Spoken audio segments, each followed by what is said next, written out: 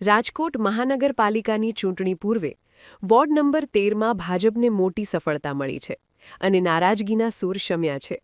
Ward 13ના અપક્ષ ઉમેદવાર Rajubhai મૈયડ Ahir R G એ પોતાની રજૂઆતોનું સુખદ નિરાકરણ આવતા ભાજપને ટેકો જાહેર કર્યો છે.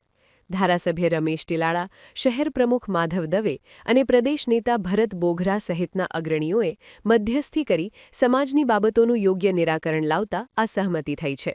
ભાજપના નેતાઓએ રાજુભાઈને કેસરીયો ખેસ પહેરાવી પક્ષમાં આવકાર્યા હતા અને વોર્ડની પેનલને મજબૂત કરી હતી.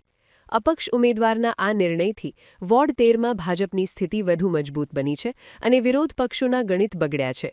ચૂંટણીના નિર્ણાયક તબક્કે થયેલા આ ડેમેજ કંટ્રોલથી ભાજપ છાવણીમાં ભારે ઉત્સાહ જોવા મળી રહ્યો છે. ભાજપનો ટેકો એટલા માટે જાહેર કર્યો છે કે હું અપક્ષ ઉમેદવાર મૈયર Rajeshbhai Govindbhai, ward number 13, Rajkot RMC, અને મારું નિશાન હતું ટ્રક ખટારો.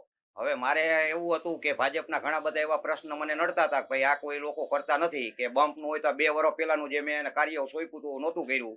પછી કોઈના વેરાતા હાથ હાજર હતા એ 2000ની જગ્યાએ હાથ કરતા હતા, એ કોઈ મારું કામ નહોતું કરતા. એટલે મારું ઉપરથી જે એના મોવડી મંડળમાંથી ફોન આવ્યો ભાઈ તમારા બધા કાર્ય થઈ જશે, તમે અમારા ભેગા સાથ દો અને જે ભારતનો વિકાસ અત્યારે હાલે એમાં તમારું થોડુંક યોગદાન હોય તો સારું. એટલે મેં આ લોકોને કીધું કોઈ વાંધો નહીં, મને ખેંચવામાં કાંઈ પ્રોબ્લેમ નથી, એટલે હું ભાજપની અંદર જોડાઉં છું. કોઈ જાતનું 1 પણ રૂપિયા ભારનું નહીં. મને સામેથી જ એ લોકોએ કીધું ભાઈ તમારે ભારતના વિકાસની અંદર જો વિકાસની અંદર તમારે ભળવું હોય અને અમારો સાથ દો તો બહુ સારું. એટલે હું કોઈ પણ લોભ લાલચ કે ધમકી ધાક કે કોઈ પણ વસ્તુ મને એને લોકોએ આપેલી નથી અને પ્રેમથી કીધું તમારી રીતે ખેંચી લો, મેં ખેંચી લીધું, એમાં કોઈ પ્રોબ્લેમ નથી.